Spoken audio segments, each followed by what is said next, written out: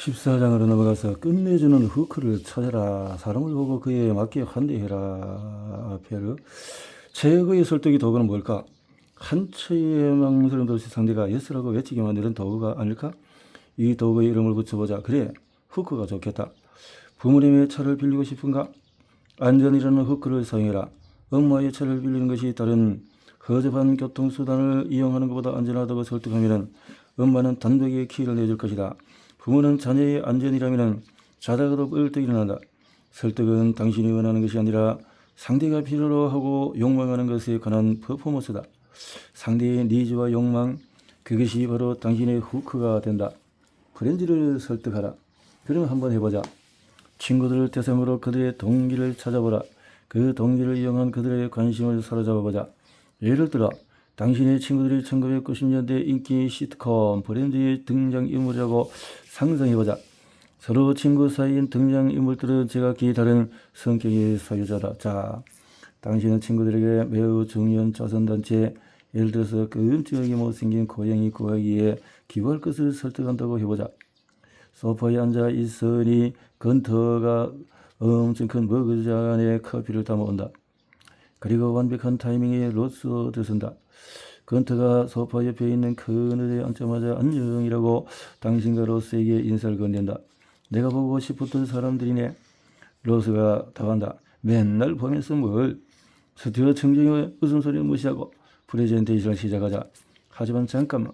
로스의 동기는 무엇일까? 그리고 후크는 어디에 있을까? 동기는 간단하다. 고생물학자인 로스는 무언가 배우는 것을 좋아하고 자신이 모르는 것에 대한 불안감을 느낀다. 모르는 것에 대해서는. 그래서 그에게 이렇게 물어본다. 궁금하겠는데 고양이는 공룡과 친척이니? 부르지 않을 때만 온다는 의미에서는 그렇다고 할 수 있지. 그가 대답한다. 청중의 웃음을 무시하자. 그런데 공룡은 모두 서로 다르게 생겼잖아. 그리고 고양이도 종류가 다양하긴 하지.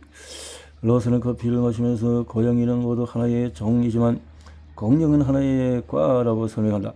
그리고 계속해서 유전적인 다양성과 적응에 대해서 신나게 떠든다. 이러다가는 방송이 취소된다며. 감독이 아무리 날뛰어도 무시하라. 유전적인 변이가 왜 그렇게 중요한지 물어보고 고양이의 유전적인 변이와 예쁜 고양이 품종을 만들어내는 것이 고양이에게 좋지 않은 이유에 대해서도 설명하도록 유도하자. 그런 다음 SHUC에 대해서 이야기를 꺼내보자. 효과가 있을까? 글쎄, 적어도 그의 주의를 끌긴 했다. 어쨌든 귀엽게 생긴 여자 생물학자가 자선 행사에 참석을 끄지라고 말하면 로스를 SHUC 모임에 초대하는 데까지 성공할 것이다. 그때 비비가 들어온다. 당신은 머릿속으로 비비의 동기를 찾아본다. 마사지 치료사인 비비는 고객을 더 확보할 기회를 찾고 있다. 중요한 것은 후크를 찾을 때 니즈에만 집중해서는 안 된다는 사실이다. 아리스토텔레스가 말했듯이 성격을 찾아야 된다. 좋아했던 표현, 성격. 비비는 동물을 좋아하고 동물과 묘한 영적인 유대감을 느끼는 공감형이다.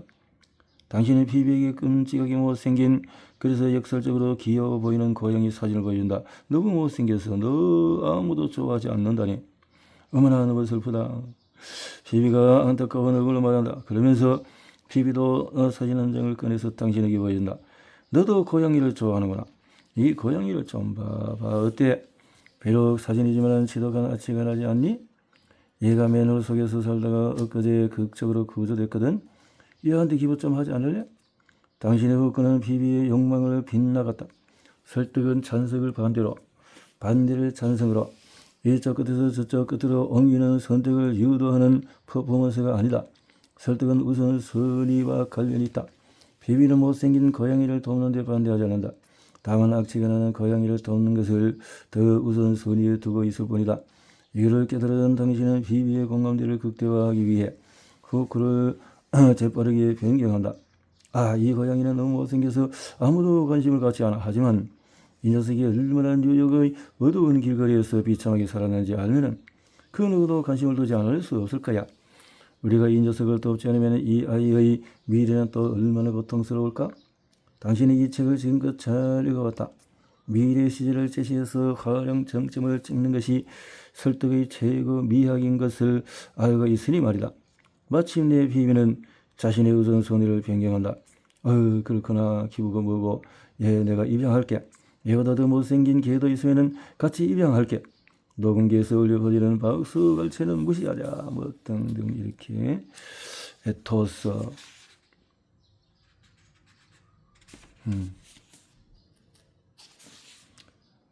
후크는 무궁무진하다. 이제 설득 대상이 대학교 입학사 정관이라고 생각해보자. 사정관, 입학사 사정관. 어떻게 하면 딱 그 사람이 어필할 수 있는 에세이를 작성할 수 있을까? 입학 사정관의 입장에서 생각해보자. 그는 수많은 지원서를 읽는다. 당신이 입학 사정관이라면 에세이에서 무엇이 바로 눈에 들어올까?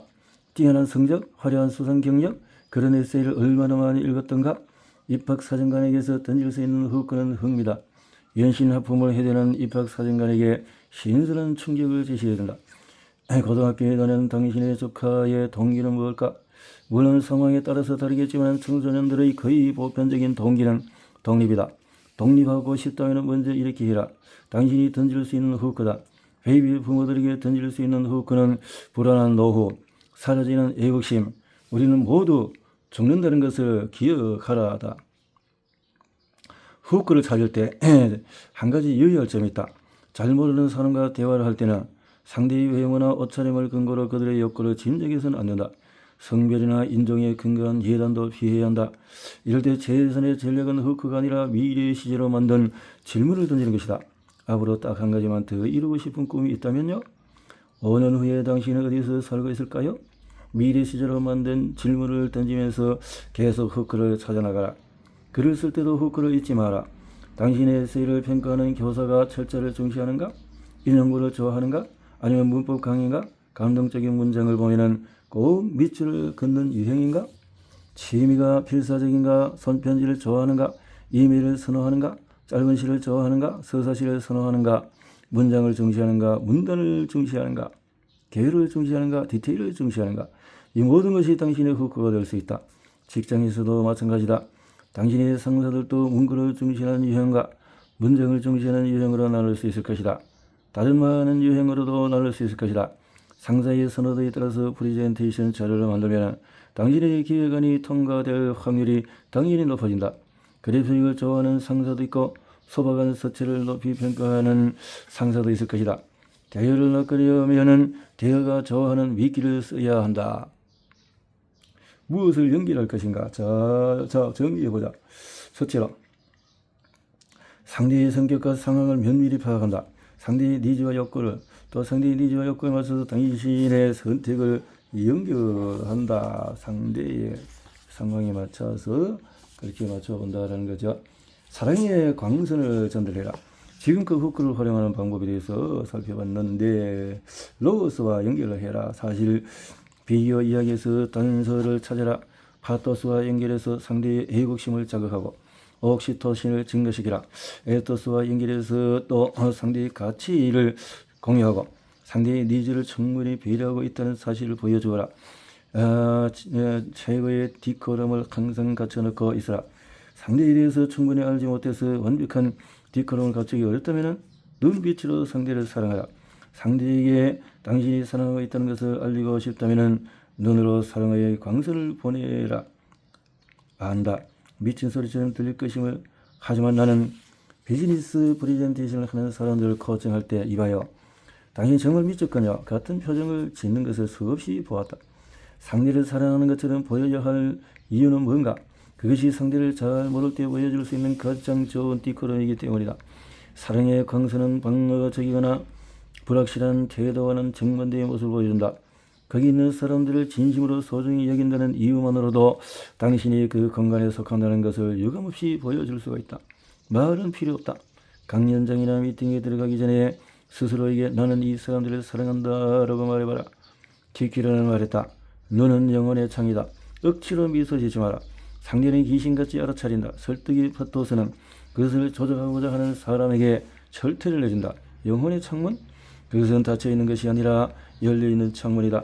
상대를 사랑한다고 스스로에게 반복해서 말하면 사랑의 광선이 당신의 눈에서 나오기 시작할 것이다. 또한 머문 아버지 부분이 그 사랑을 활발하게 전달할 것이다. 팔짱을 끼는 것 같은 방어적인 자세를 대신해서 그에게 다가가 팔을 옆으로 펼쳐서 환영하는 제스처를 취할 것이며 눈을 더욱 크게 뜨고 진심으로 미소를 지을 것이다. 적어도 처음에는 억지로 사랑하는 것처럼 느껴질 수도 있다 하지만 어느 순간 사람들은 당신에게 반응하기 시작할 것이다. 그 광선은 영혼의 열린 창을 통해 곧장 당신에게로 돌아올 것이다. 나는 사랑의 광선 전달 전략을 애용한다 하지만 당신에게 강요할 생각은 없다. 다만 한 가지 조언한다. 믿기 어려우면 직접 시도해야 한다는 생각을 가진 사람은 반드시 목표를 이루고 성공한다. 이것은 진짜다. 사랑을 생각하고 상대가 그것을 온전히 느낄 때까지 반복 훈련하라. 이것이 설득의 핵심이다. 당신의 목소리를 세상에 전달해야 할 때 활용할 수 있는 최고의 공격 도구도, 모든 설득의 도구들을 압도하는 단 하나의 도구도 사랑이다.